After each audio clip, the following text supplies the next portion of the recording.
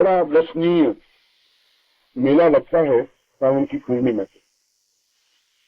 तो दूर दूर से गंगा से जल कांवड़ को चढ़ा करके और बैद्यनाथ धाम पर चढ़ाने का बहुत बड़ा महत्व है। वहां से करीब 80 किलोमीटर दूर गंगा नदी बची है।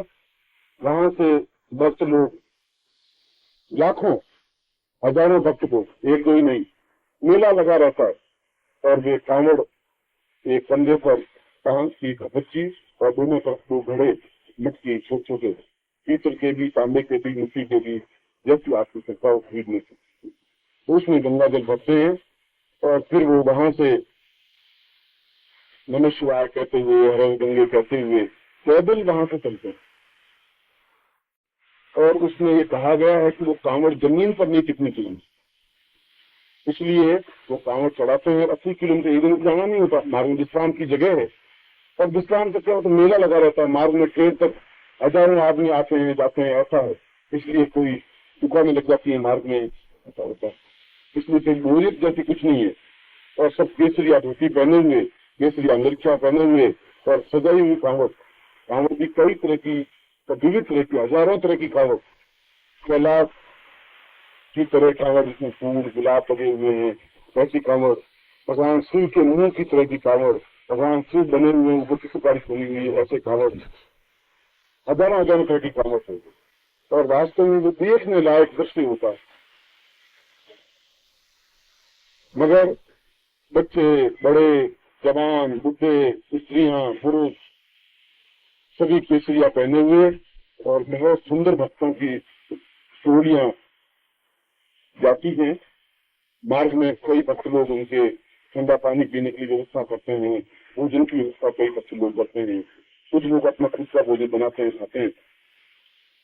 मैं कांवड़ जमीन पर नहीं रखती। मेरे पास कांवड़ है, मैं पांडित जी जो खड़े रहेंगे तब मैं भोजन बनाऊंगा, विश्राम करूंगा।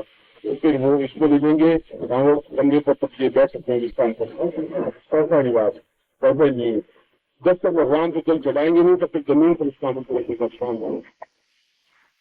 और मार्ग में जहाँ रात्रि होती है वहां पर ऐसे कई बच्चे ब्राह्मण की लड़कियों से मिल जाते हैं जो रात्रि को 5 रुपए लेते हैं, सारी रात कांवड़ कंधे पर रखते हैं। ऐसे मिल जाते हैं किराएदार लोग। वो हजारों बच्चे घूमते रहते हैं, मार्ग में भी ऐसे चलते रहते हैं साथ साथ में। कि आप थक गए हो तो 1 मील के दूर पे 3 रुपये ऐसा लेते हैं और वो आपके साथ चलते रहते हैं, कांवड़ करते हैं। सब जगह आपने हाथ पांव फैला दीजिए, बैठ जाइए, सब जाइए, इसको आपके साथ चलते हैं। ये तो एडजस्टमेंट वाली बात थी। कोई तो ये आप अपने खुद के कंधे पर या अपने भाई या बेटा और जो साथ में हो वही लेकर के चलो। और फिर पूर्णिमा के दिन लाखों लोगों की भीड़ बैद्यनाथ धाम पर गंगा जल चढ़ाने का। पूर्णिमा के दिन या सावन के किसी भी दिन, ऐसा तो नहीं है, पूर्णिमा के दिन वहां बहुत बड़ा मेला लगता है। और मैं सोचता हूँ कि लाखों लोग उसमें इकट्ठे होते होंगे, हजारों के पास। इतना कि बैद्यनाथ मंदिर में आप दूर से दृष्टि डालें तो केवल सिर ही सिर दिखाई देते हैं, पता ही नहीं चलता कि मंदिर कितना लंबा था। बाहर मेला लग जाता है और आपका बैद्यनाथ धाम पर जल चढ़ाने का दूर से 30 दिन नंबर आता है, बड़ी लाइन लग जाती है। उसको कांवड़िया कहते हैं। ये जो कांवड़ लाते हैं तो कांवड़िया के नाम से घुंघरू बंधे हुए कांवड़िया चलती है तो घुंघरू बचते रहते हैं। और एक डाक कांवड़िया कहलाती है।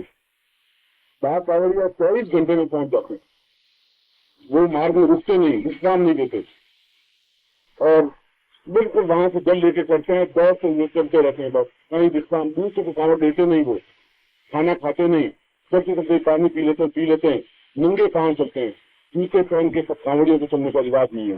कोई भी चाहे महीने भर में चले या 5 दिन में चले या 11 दिन चले, मगर नॉर्मली वे एकादशी से स्टार्ट होते हैं, पूर्णिमा पर पहुंच जाते हैं। 5 दिन के रोज 20 किलोमीटर रोज चलते हैं या 16 किलोमीटर चलते हैं। मैं कांवड़िया जो डाक कांवड़िया कहलाती है, ऐसे लोग कई होते हैं जो मनोती मानते हैं और वे 24 घंटे में पहुंच जाते हैं। वो वहां जल लेते हैं, तो मार्ग में नॉन स्टॉप वहां पहुंच करके ही विश्राम लेते हैं 80 किलोमीटर। और उनके लिए उसको ऑर्डर है, आदेश है कि चाहे कितनी भी भीड़ हो, उनको सबसे पहले अंदर जल चढ़ाने की आज्ञा दी जाती है। भीड़ अपने आप चल जाती है और गवर्नमेंट को तो फिर पकड़ होता है, पर जो डाक कांवड़िया होता है वो दूर से दिखाई दे जाता है कि ये डाक कांवड़िया। उसके लिए भीड़ अपने आप एक अलग रास्ता बना हुआ होता है, उसमें वो जाते हैं, जाके जल चढ़ाते हैं, और जल चढ़ा इतने थके होते हैं कि गिर जाते हैं, कुछ तो बेहोश हो जाते हैं, कुछ गिर जाते हैं, कुछ थक जाते हैं। उनके लिए प्रबंध है स्थान का, मगर वो भी एक धार्मिक महत्व में है, उनका थिंकिंग एक विचार।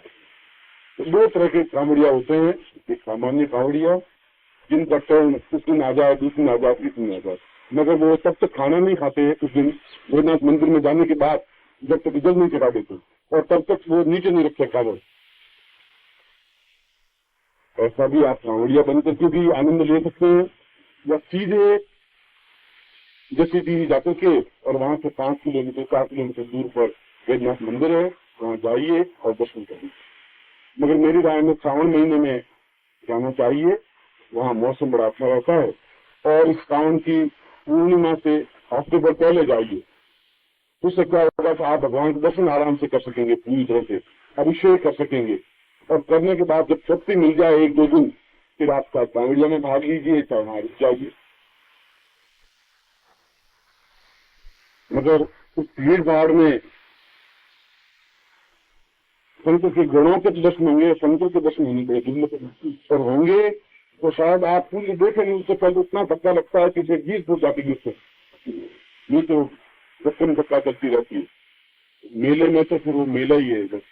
इसलिए जब जाए तो या तो फिर पूर्णिमा के बाद जाके दर्शन कर लें, या पूर्णिमा से हफ्ते भर पहले चले जाए, क्योंकि एकादशी से पहले इतनी भीड़ होती नहीं।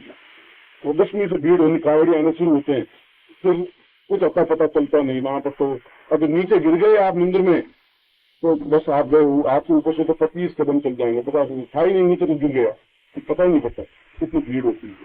इसलिए कुछ आप ये याद रखिए कि गिरना नहीं है। अब नीचे गिर गए आप तो फिर वहां भगवान शिव लोग के पहुंच जाएंगे। और ऐसा होता है, हर सावन में 5-7 आदमी कुचल जाते हैं, और कुचलते हैं, घंटे पर बाद मालूम पड़ता है नीचे कुचला हुआ है। लोगों को वो सब दिख रहे हैं, कहीं से पड़ा है जल, बस कुछ दिखता नहीं, नीचे गिर भी गए। इसलिए ये बात ध्यान रखने की सावधानी की। एक बार रावण ने भगवान शंकर की तपस्या करके कहा कि मैं आपको लंका में स्थापित करना चाहता हूँ, कैलाश को उठा करके। तो शंकर ने कहा कि मैं यहाँ ठीक हूँ, वहां मुझे ले जा रहे हैं। उसने कहा नहीं था, तो आपका पक्ष नहीं जा, तो आप मना कर दें। तो शंकर बहुत पसंद है कि अच्छी बात है, तू मुझे ले जा सकता है कैलाश उठा करके, मगर एक शर्त रहेगी, ये शर्त रहेगी कि मेरे कैलाश पर्वत को तू मार्ग में जमीन पर नहीं रखेगा। जमीन पर रख दिया तो फिर मैं वही फिट हो जाऊंगा, फिर मैं आगे नहीं चलूंगा। बात ही मैं जमीन पर रखने का क्या, मैं वायु मार्ग के हिस्सा वो ले जाऊंगा।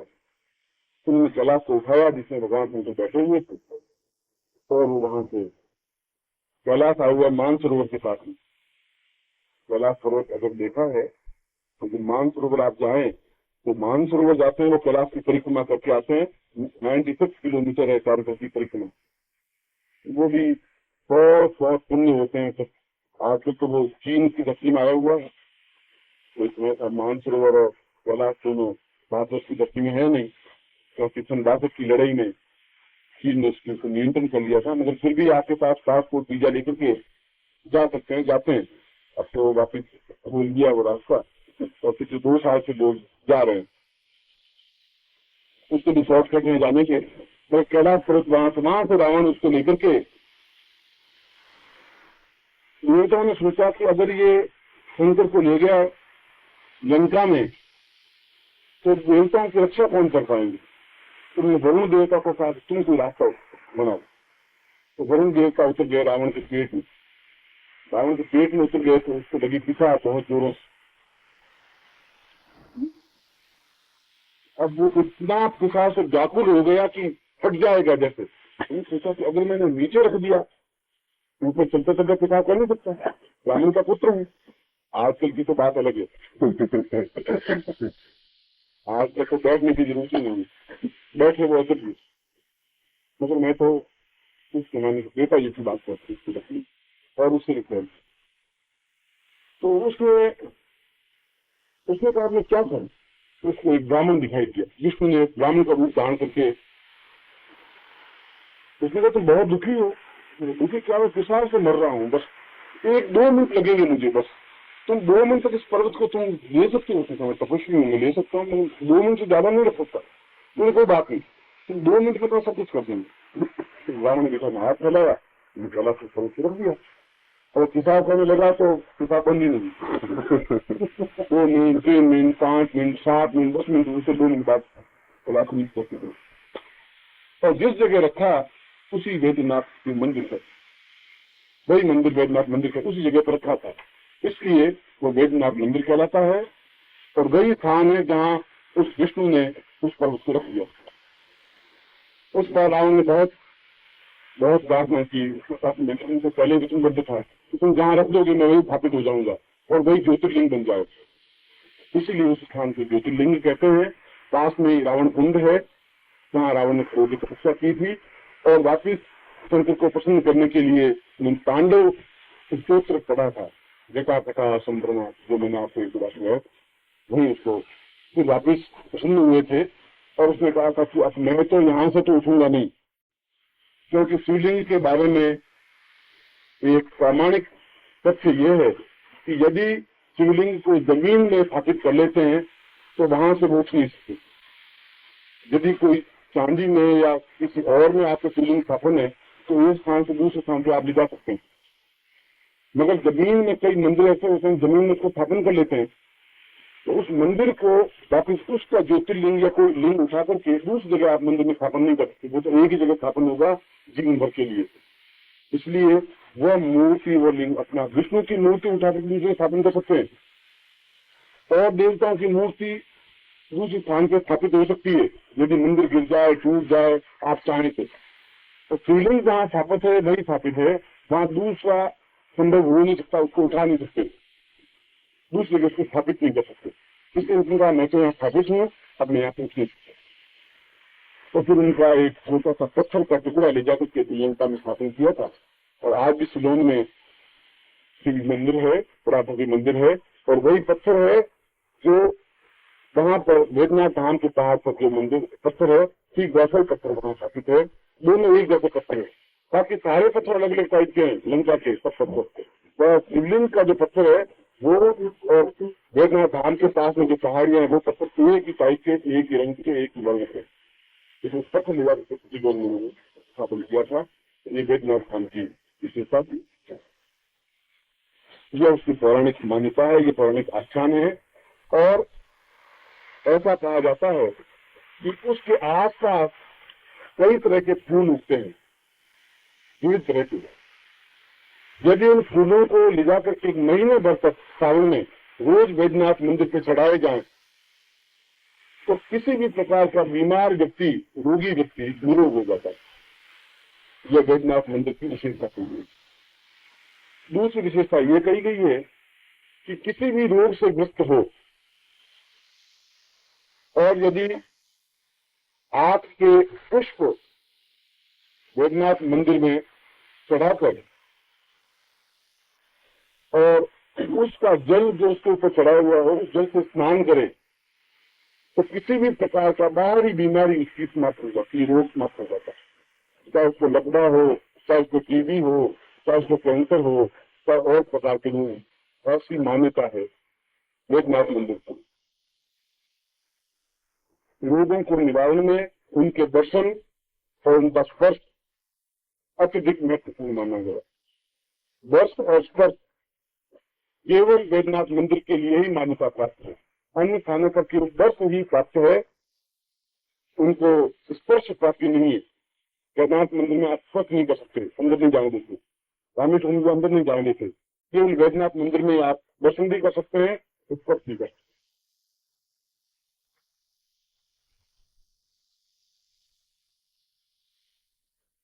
मंदिर अपने आप में बड़ा भव्य है और आकर्षक है। सावन महीने उसकी बड़ी कृपा रहती है और जब भी आपको कभी अवसर मिले तो आप कभी भी जाके उसको दर्शन कर सकते हैं, मगर सावन महीने में आप जरूर जाएं। और यदि आपको 4-5 दिन को अवसर मिले तो सावन में आप धीरे धीरे चले, मगर उसका एक आनंद, उसका एक भक्ति, उसकी भक्ति अपने आप में अलग चलती है। और यदि इतनी मान्यता की थकावट आपको अलग हो तो दर्शन तो जरूर करें,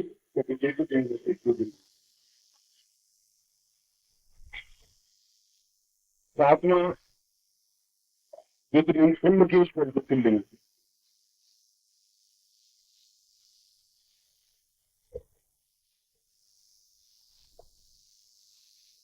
यह ज्योतिर्लिंग मध्य प्रदेश में आया हुआ है और इंदौर से 7 किलोमीटर दूर त्र्यंबकेश्वर स्टेशन पर है। त्र्यंबकेश्वर स्टेशन भी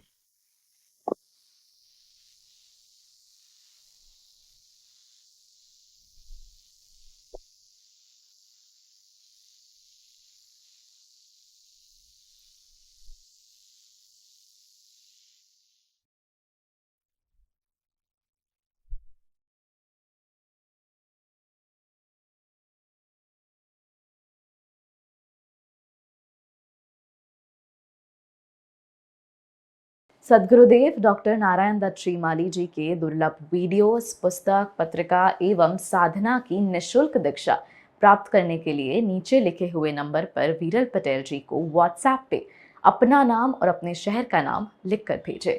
धन्यवाद।